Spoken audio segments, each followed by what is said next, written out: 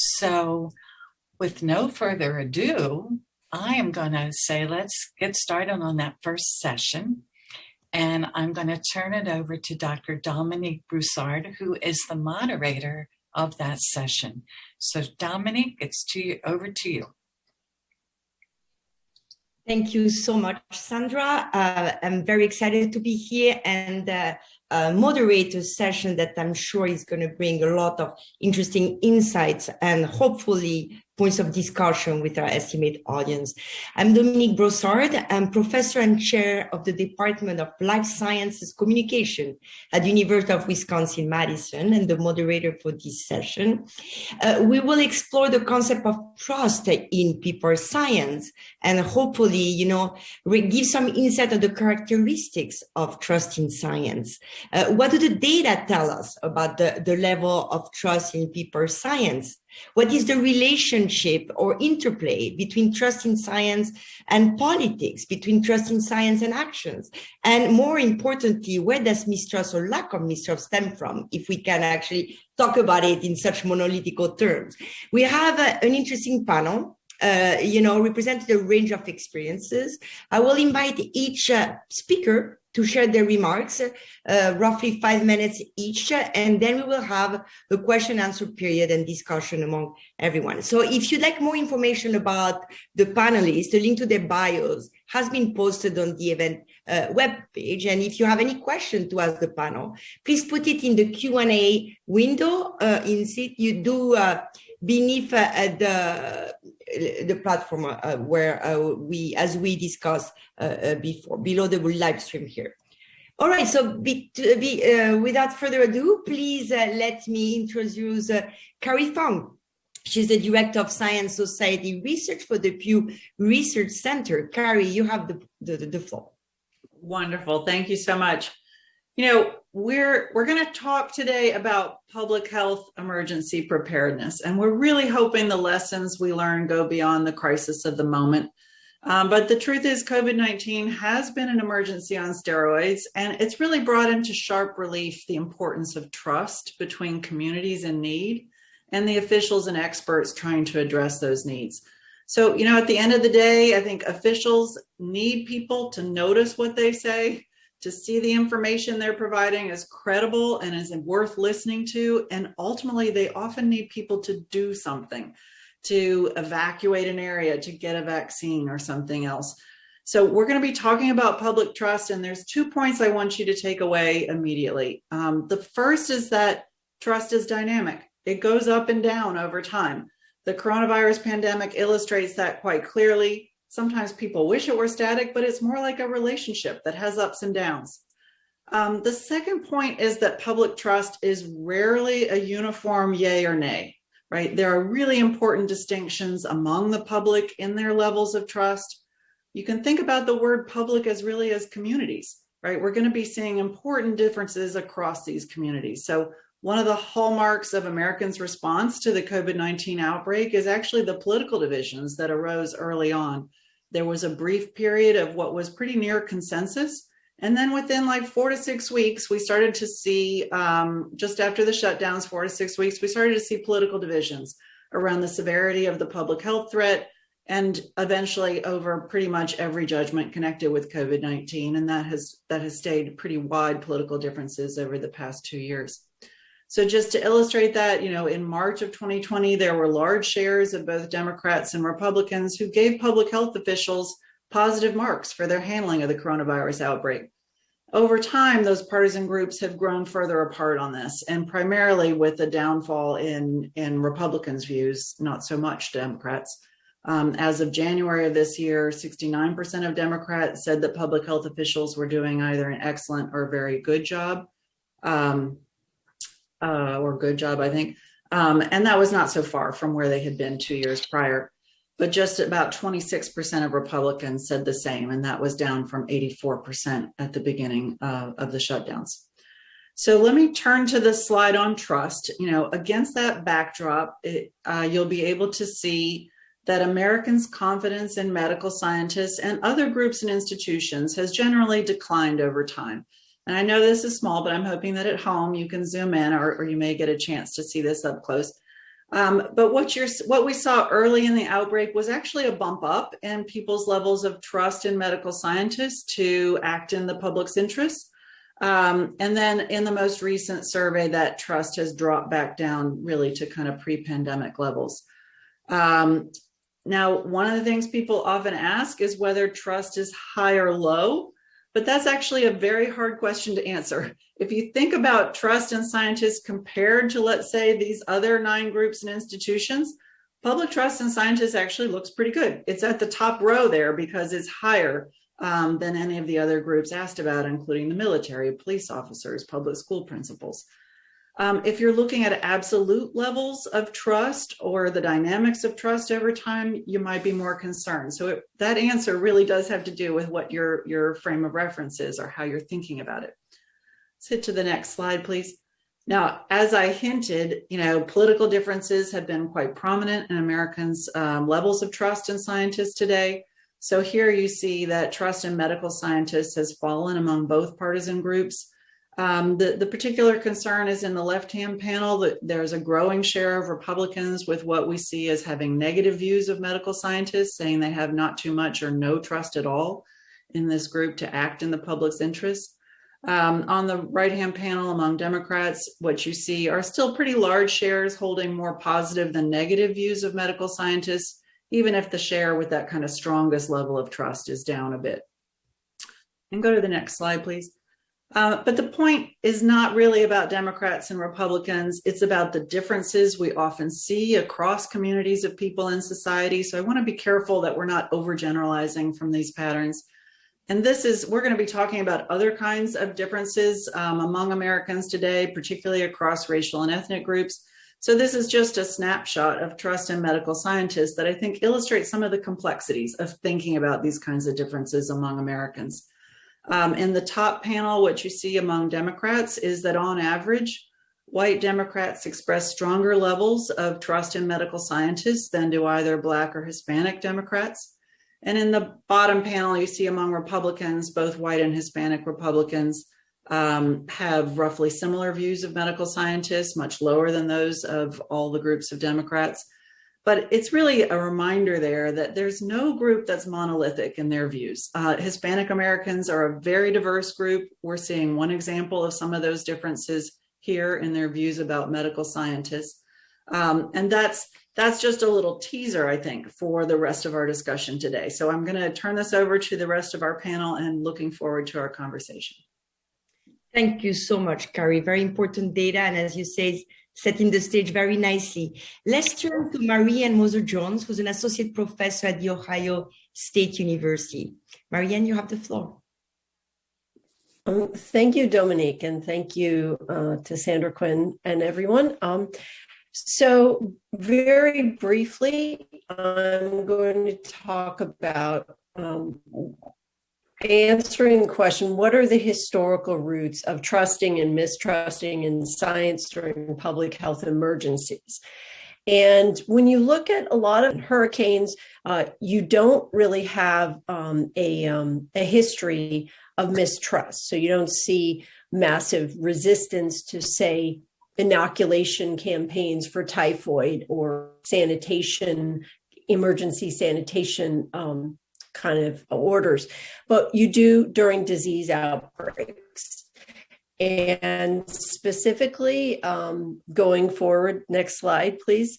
In the 19th century, there were smallpox outbreaks, and there was vaccination since 1796. Edward Jenner's smallpox vaccine had been widely known. His treatise of successful experiments, which was really good science for the time, had been distributed in many languages, and smallpox vaccination had been widely adopted and accepted by the late 19th century. But in the late 19th century, you also had a technological development in terms of printing and mass distribution of images. So you had massive machine printing, you had illustrated weeklies, and you could mass produce and distribute through, using transportation networks of the day, illustrations such as the one here, do not vaccinate, and showing vaccination as this serpent. And the interesting thing about this image is that it's from London, and you see it's been actually in a postcard. The one on the left has been in a postcard that was sent to the US. So there's a transatlantic trade in anti-vaccination images and an associated anti-vaccination movement that really claims that vaccination with the smallpox vaccine is actually causing the disease. And so that is one movement that dates to this late 19th century and was amplified through the new technology of the day in mass printing, mass newspapers. Going forward to the flu pandemic of 1918 to 20, did people trust in science during this pandemic? Well, at the local leadership level, yes, and that's really what counted. That's where the response was done in the U.S. It was at the level of cities. The local health officials had a lot of respect from politicians, from local charity leaders, and from local educational leaders. And in many cities, the issue was, did they react quickly enough? It wasn't, did they believe the public health officials? Only in San Francisco, where there was a mask ordinance, there was organized resistance to the mask ordinance, which was politically driven. But there was, and that had limited success, but some success. There was also, if you go forward another slide, there was also misinformation that was widespread in this pandemic. There was misinformation. The patent medicine industry, advertisements for the patent medicine industry were widespread, claiming that various patent medicines cured influenza. So, and this is, newspapers supported themselves this way, but also, interestingly, the liquor industry actually planted letters in newspapers across the country with this claim, with these letters from someone claiming to have been at some of the Army and Navy training camps where the flu had spread so widely and so quickly, and claiming that whiskey had been a miraculous cure. And interestingly, this newspaper column is really Dr. W.A. Evans, who is a medical writer in Chicago, really refuting this and exposing this, this as these so-called letters as basically publicity and misinformation by the liquor trade. And so in summary, basically, this idea of amplifying misinformation does have a history. Trust in science is not new, and mistrust and misinformation are not new. So thank you. Thank you so much, Marine. I think it's so important to remember and give an historical context to the issue we're discussing today. So let's turn to Marcus Bessier, who's Chief Medical Officer, Association of State and Territorial Health Officials. Marcus, you have the floor. Great. Thank you very much, Dominique. As Dominique mentioned, I represent the Association of State and Territorial Health Officials. So I'm going to bring you a little bit more of a perspective kind of on the ground from folks who've been out dealing with the pandemic. And I think you're going to hear that from a few of the panelists that come after me as well. I have three main things I want to hit on in my presentation. First of all, although we are facing serious issues around trust with our profession, we think it's very important that we don't overstate that problem. The second thing is that we think it's very important going forward that although a lot of things have gone wrong, I think it's very important that we communicate and focus on what has gone well, because a lot of things have gone well in this pandemic. And then finally, we think it's very, very important, and I'll speak at length about really understanding the interplay between politics and science as we delve into this issue of trust. So let me go through each of those things. First of all, there is no question this has been a very challenging, unprecedented experience, which has led to a new normal and has been a major leadership challenge for any public health leader, no matter what situation they're in. But we think it's very important that we don't overstate this problem. You saw the data from Carrie Fong earlier. We have some similar data we just got from the Harvard Opinion Research Project that, trust in public health officials at the state, local, and federal level is still around 70 to 75% in the data that we have. Now that is down from being in the sort of 80s, but we think it's important that we all remind ourselves that public perceptions fluctuate. We're not in an inevitable downward slide. And in fact, having some loss of trust, given what we've been through as a society, is not particularly surprising.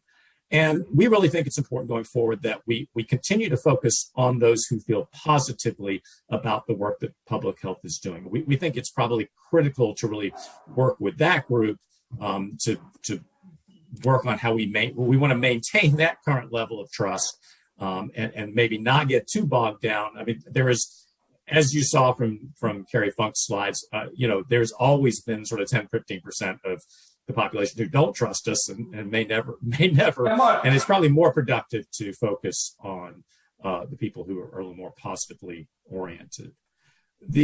Another thing around not overstating or being careful how we frame this problem is we think it's very important that has been a consistent understanding since the beginning of the pandemic that the shortcomings of public health in dealing with this pandemic are the result of decades of neglect. We have data from the Trust for America's Health that shows that over the last 10 years, there's been a 10% decrease in funding going to public health agencies, and there's been a consequent 10% decrease in overall staffing levels. So we came into this pandemic at a major disadvantage as far as really having the capacity and workforce that we would need for something of this severity. And then finally, when we talk about trust and we talk about controversy, I want to point out that controversy is part of public health. If you are pushing the bar in your leadership role and you're really trying to do your job well, you are probably going to create some controversy in the course of doing that. And I can think of a wide number of policy interventions that will come with a lot of controversy, but we do them because we know that they work. And so I think we have to make sure we continue to balance that. The second point I wanted to make is that we really think it's important to focus on what's gone well. And I don't mean to be Pollyanna. I mean, there's been over 1 million deaths as a result of this pandemic. There are significant disparities, particularly around race and ethnicity. There's been a huge amount of politicization of this whole issue. So, clearly there's a lot of things that haven't gone well. But, public health did mount a rapid response to the pandemic from the get-go. We were able to get the job done with a lot of the mitigation strategies. Sometimes it required, when the federal feds or the state wouldn't do it, often it was the locals that made things happen. But we did manage to get people into interventions that increased safety earlier in the pandemic. And then I think everybody sees the whole vaccination campaign, or I think we should see the vaccination campaign as an unmitigated success in the United States. Given our experience with influenza vaccination in adults, I didn't think we would get anywhere near 75% of the population vaccinated, and yet we have. So, this is not my opinion. If you ask our membership has definitely begun to shift towards, we need to focus on some of the positive things that happened here, because there has been, despite coming in at a disadvantage, we have been able to operate fairly well. And then finally, it's very important to think about the interplay of politics and science. And we think that the mistrust we're seeing is very important because it's led to a very highly polarized situation. There's been two specific issues that are concerning to us. First of all, we've seen a level of public health officials being bullied and threatened that we've never seen in the past. This is unmitigated, and it's led to terminations and resignations that I think you're going to hear about from some of the upcoming speakers. And then the second thing is that, basically to the work that we do in public health, trust is core. Most of the interventions that we make, even policy interventions, are based on social enforcement. And so if you don't have the overall trust and buy-in from the majority of the population, you're not going to have enforcement. We would rapidly begin to see our interventions not be widely implemented because of that lack of social enforcement. And so, we really are struggling. I can say across the board that I think every single one of the public health leaders I work in states is very science oriented and very evidence oriented, but they live in a political environment. They have to balance. I think they try to convey to their policymakers what the scientific interventions are that will work, but they have to be attentive to the politics that their policymakers are facing. And if they're not, state health officials who get along on the wrong side of the governor don't last. I'm not saying that that leaders shouldn't take a stand sometimes, but it is a political environment. And so there's a question of when do you take a stand and when do you bide your time and sort of build the relationships with your policymakers that may help with other aspects. So I'd like to close just by saying, as far as moving forward, what are some of our suggestions? I think there are a lot of communication strategies we need to think about, and I think those will come up in the course of the next 2 days. But we would say that in dealing with this issue of trust, we need to step back to this core problem we faced when we started, and that is that we do not have the capacity and the investment in the public health system to really be as effective as we can be. And so things like making sure that we continue to push for funding for workforce expansion, making sure that we really look at the composition of our workforce and try to build more diversity into it, looking at basic infrastructure needs. The data systems and surveillance systems of the United States public health system are an embarrassment. We need to fix those. And then we really need to take advantage of this national interest and concern about social determinants and some of the disparities we've seen in COVID to move the bar on those issues as well. So those are some things. A stronger public health system will engender more public trust. Thank you. Thank you so much, Marcus. And as usual, so good to have, the practitioner's view on the ground, and you stress again all the nuances of this complicated question. Let's turn to Brian Castrucci, President and CEO of the Bowman Foundation. Brian. Thank you. So I wish I could be as optimistic as my friend, Dr. Plesha. Couple things that I just want to share from a perspective point of view. We do a lot of polling at the Beaumont. We worked throughout the pandemic, especially on Republican voters, and you can find all that work at changingthecovidconversation.org. And I've been an applied epidemiologist and a survey researcher all of my career. But I find some of the data at this point a little dubious, because we talk about things like trust in scientists. Well, what does that mean? What scientists? Because it's not anti-science anymore. It's about finding scientists who agree with you. If I want to take ivermectin, if I want to take hydrochloroquine, I can find scientists, I can find physicians who will prescribe that full-throatedly. Now, are those the scientists I don't trust, or it's the scientists who are telling me that I shouldn't be taking that? So this is extraordinarily complex. And when we talk about trust in public health, I love those data points. I am a public health wacko. I love public health. I have done it my entire life. And I love that data. But what is it they're trusting? If we actually sat them down and said, what is public health? Would they know? Or is this more a term that we don't even have a good understanding about? How can you trust something that you don't understand or you can't define?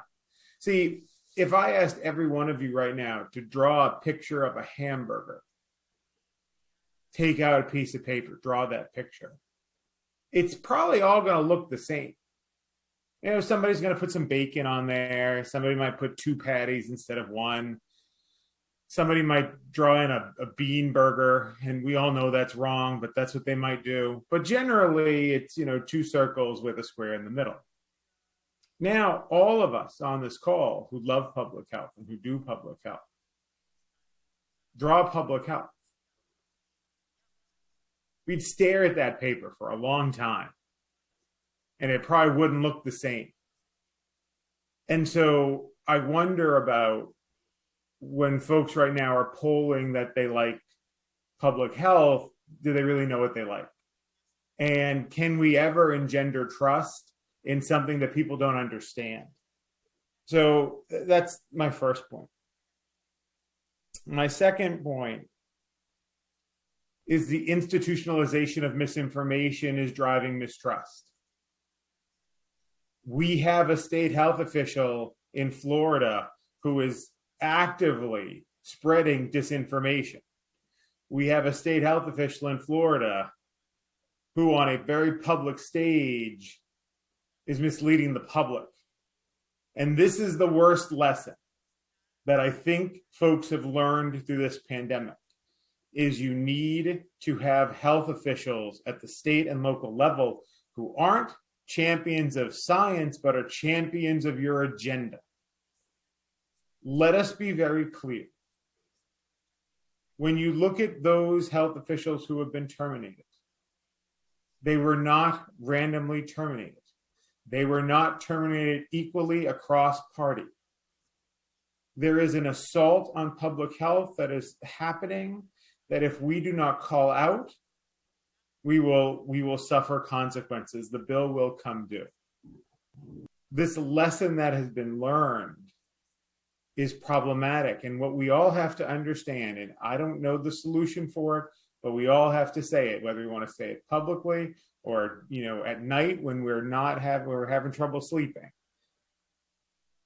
Public health is always subjugated to electeds. Any one of us who have worked in public health and governmental public health know we serve at the pleasure of. And when we take principled stands and we fall on our swords, they replace us with people who agree with them. They don't replace us with people who are going to be more difficult than we were. And I think the challenge here is that there are many things we can debate. Marcus was right. Policy decisions are debatable. Is a mandate the right thing? I have an opinion. You could have a different opinion.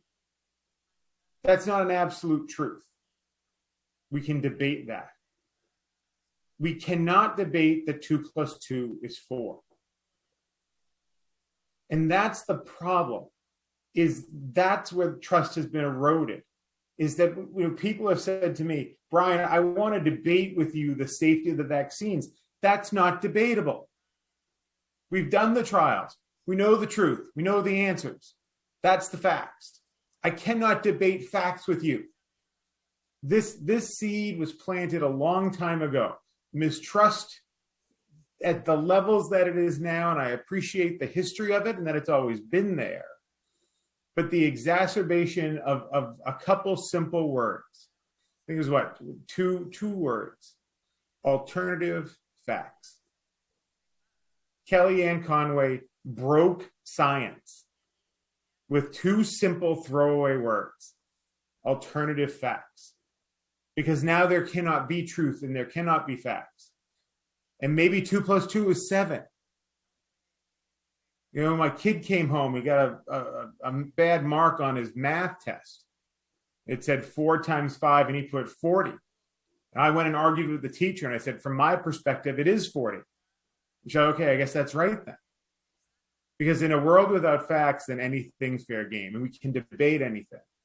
That's where we've kind of lost this. And what we have to do going forward is the most disappointing thing I heard as the pandemic waned the first time, were state health officials and local health officials saying, oh, I don't have to do those Facebook Lives anymore. I don't have to be on Instagram Live anymore. Everybody, This job has changed. This is now a political job. Hopefully it's not a partisan job, but it's going to be a political job.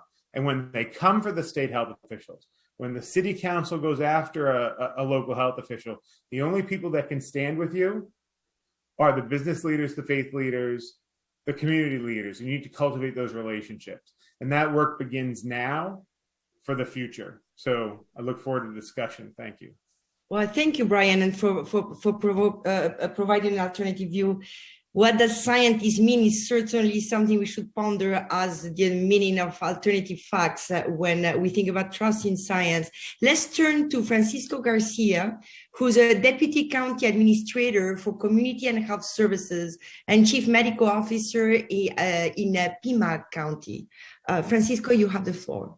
Thank you, Dominique. I'm one of those people that Brian is talking about, which is essentially the operating arm of a large political jurisdiction. We are a county that is about the size of the state of New Hampshire, with the longest border with Mexico in the desert Southwest. We are over 1 million people, including 2 large tribal communities. And so I have a very hyper-local perspective on trust and the role that it plays. Brian's absolutely right. We shouldn't be surprised that public health is political, because the activity that we are engaged in is, to a certain extent, provoking actions on the part and try to stimulate action on the part of the population. I want to tell you about how we've tried to approach trust and relationship building, because I think that it is unique for every community, and there will be no formula that is applied across the spectrum and applied across this very heterogeneous country. But I want to also make the point that trust building has to be a deliberate and intentional component of any public health policy initiative. That if we don't start with trust as a foundational principle or as a foundational element, you will have lost the battle even before you started.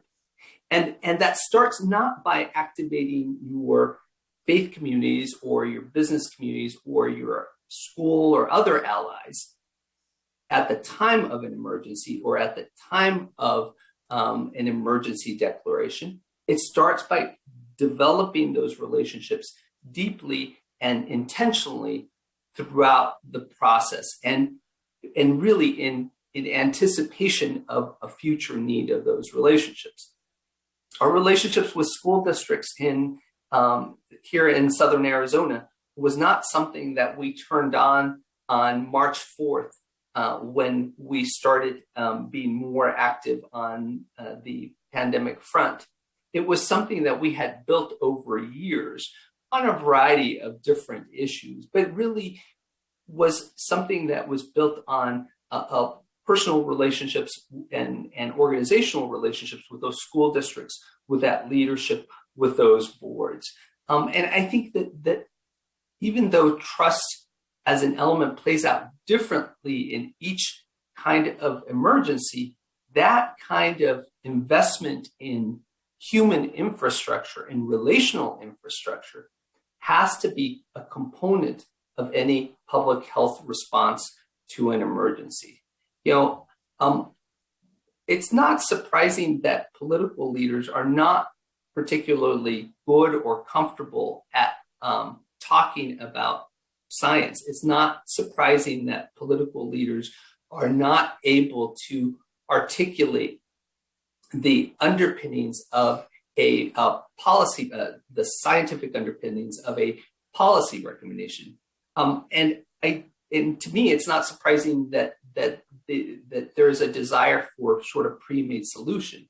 What we have to do on the public policy side, as staff people, as scientists, as folks who support these political branches of government, is we need to be able to articulate not just the position, but articulate how these positions affect those relationships that these political leaders very much rely on in order to continue to serve in a public office. And I think if we reframe trust from that perspective, which is how do we build greater relational capital with the key players in our localities, I think that is one approach to being able to sort of bridge this trust divide.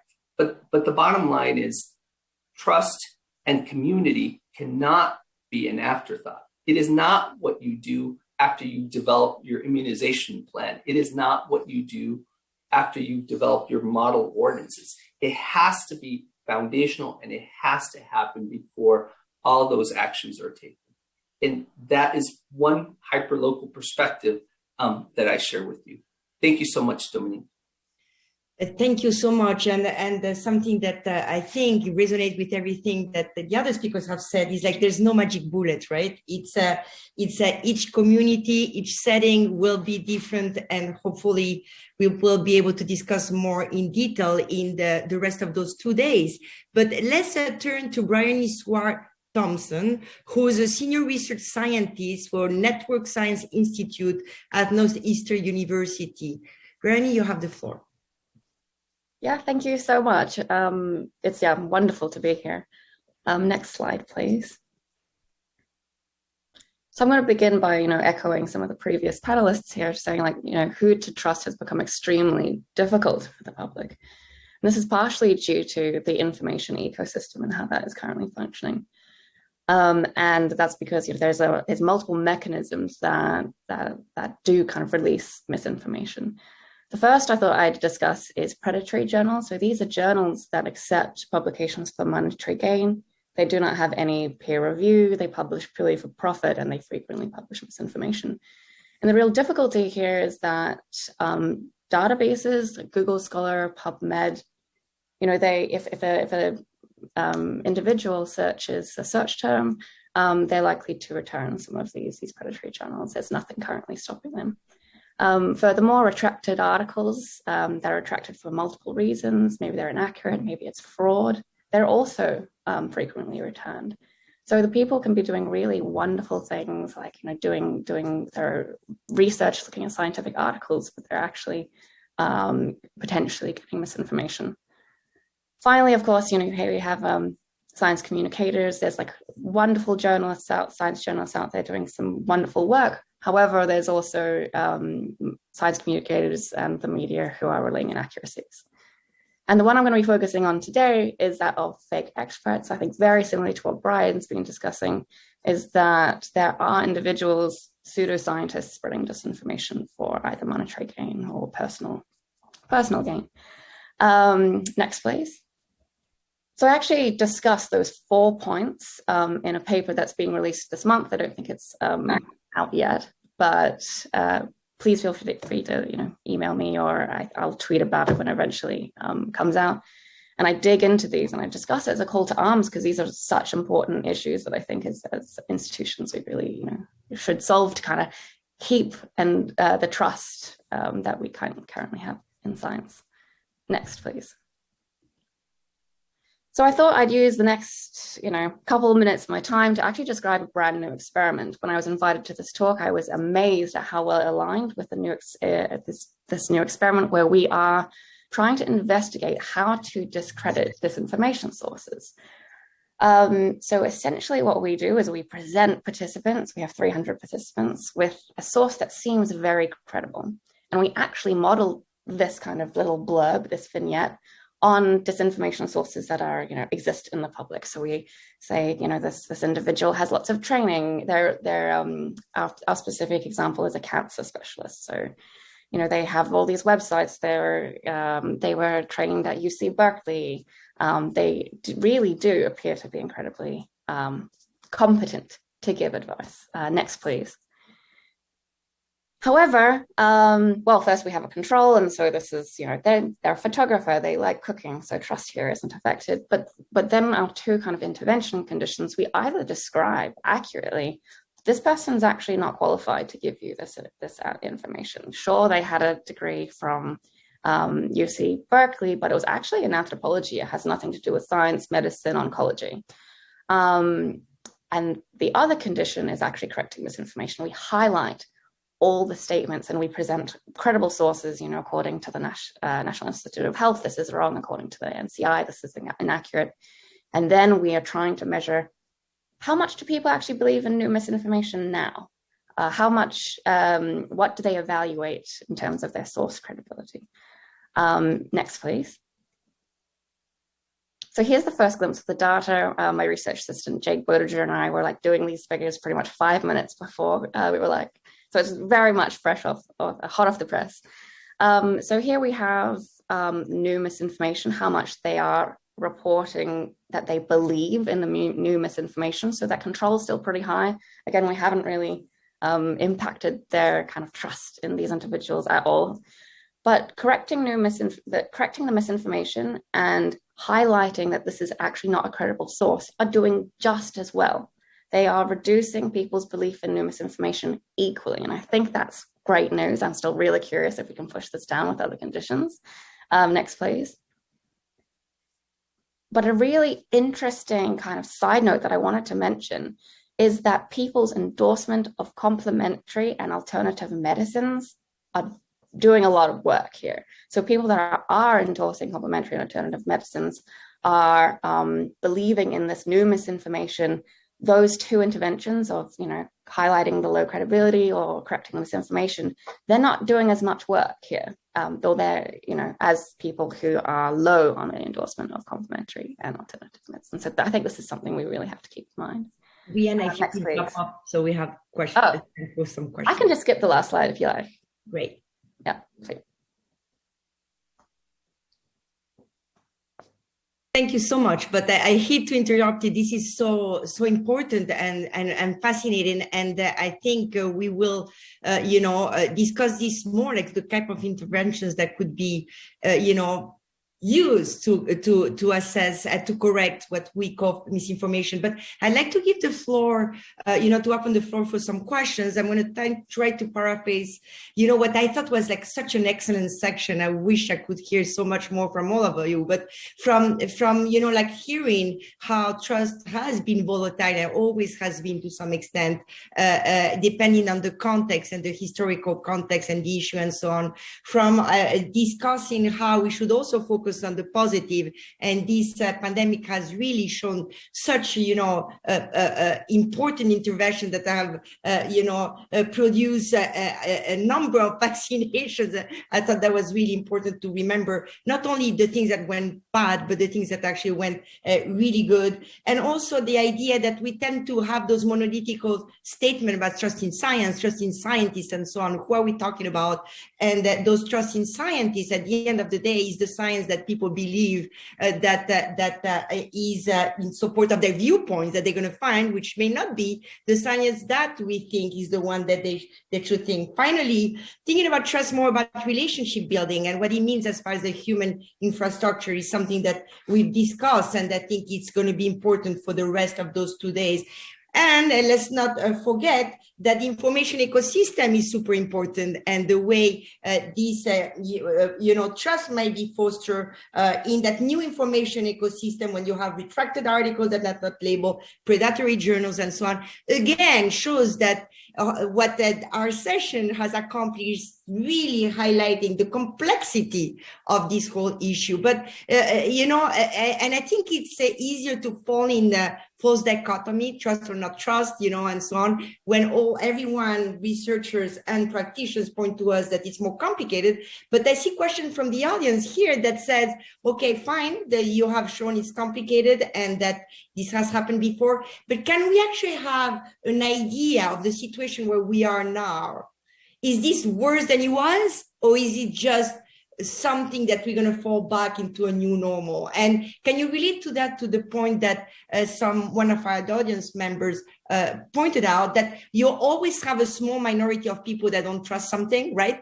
And that's the normal. So is this different, and turning up to the future, is this, something that we can see will evolve again into something we're comfortable with? I don't know who wants to start. Dominique, and I tried to wrap several questions in one here, so hopefully it's not too complicated. If I could offer some initial remarks, I think that things are qualitatively different, and I think that you can't unring this bell in terms of the relationship with the public, and for a lot of reasons that have nothing to do with public health. The environment it's a political environment that we live today, the moment, is likely to be with us for a good long time. I certainly know that as I'm planning, and as our county is planning for the next 10 years, I'm kind of taking this sort of as a given. And so I think that one of the things that we need to figure out how to do is how to work through this. Given that there's likely to be continuing significant political divide, given that there's going to continue to be significant mistrust of science, we need to figure out what we need to do in order to transmit the right message. And I think that this is very much a work in progress. Thank you, Francisco. Anybody else? Yeah, I would just add, I mean, I happen to watch Wall Street this weekend, the 1987 movie, and it reminded me how many protections we have against people propping up stocks and profiting from it. You can't sell, stockbrokers can't sell misinformation. That's illegal. So we need our institutions to step up the same way to protect us from medical misinformation as we do from financial. The state medical boards need to step up and sanction physicians who are spreading disinformation. We need we need Facebook, we need Twitter, we need et cetera, stepping up and putting policies in place. We can't fight this alone, right? We need our institutions and our systems to start to say, this is just not true. And so we're not going to give you a platform for it.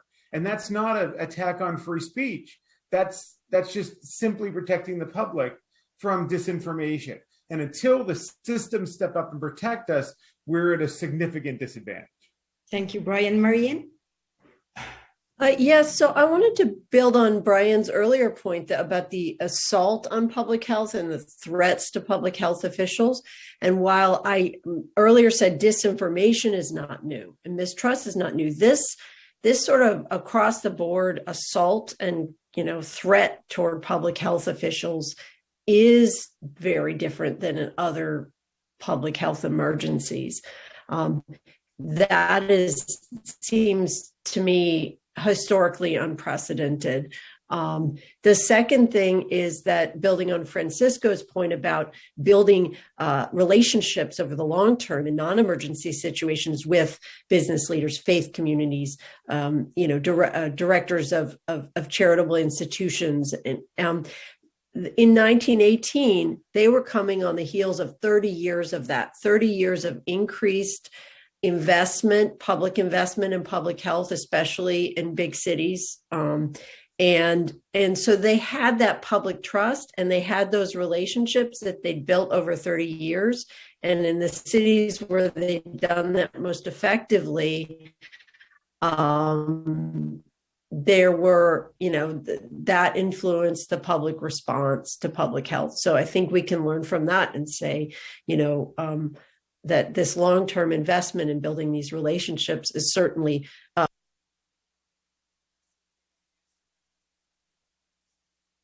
I think we lost Sandra. I don't know if it's on my end, but anybody else wants to comment on this question of, is this a one moment in time or is it something that we will, actually, is she back? No, she's not back. All right, another question that we have, a lot of the questions from the public, which is great, means that, like the stage as was set by all the excellent speakers, like asking questions that relate to the following session. So that's very exciting to see that you have done an excellent work setting the stage. But maybe, someone could elaborate on that notion of, I think, Marcus, you're the one who said, let's look at the positive and not always the negative. So there, and Carrie, I think you said that too, right? The level of trust overall, and public health officials is pretty high, and public health is political anyway, right? That's something that we've seen. So could you elaborate on this point of the positive of the trust aspect that you see we should think about moving forward? Yeah, I can start with that if you like. Our approval ratings in public health are higher than the Biden administration's. Seeing seeing a political administration with approval ratings having the 40s even is not unusual, and it really sort of just reflects the tone and politics of what's going on. And so I think, and our membership thinks that we've got to keep that in mind. I mean, there is actually a lot of public trust in what we're doing, despite the fact that we've gone through a really difficult time. Now, that said, I want to be careful. We shouldn't be complacent. I mean, there's some opportunities here to use the situation we're in and to point back at some of the things that haven't gone so well in order to make the case that the reason for that is that we were not investing in public health. It's not that we weren't investing, we were actually reducing the level of investment over the last 10 years. And I think that's an opportunity we don't want to miss here. Thank you. Carrie, do you want to comment on that as well? We have time for comment. Sure. I mean, I think one thing we heard today is, there are lots of Americans who have kind of a positive orientation towards scientists, medical scientists, and the public health community. And we shouldn't forget that. I mean, one thing I do take away from that public perspective, though, is that they too are struggling with the flow of information. So one of the more striking findings that we saw is a large share, roughly half of Americans say they're a little confused by the changing public health guidelines over time.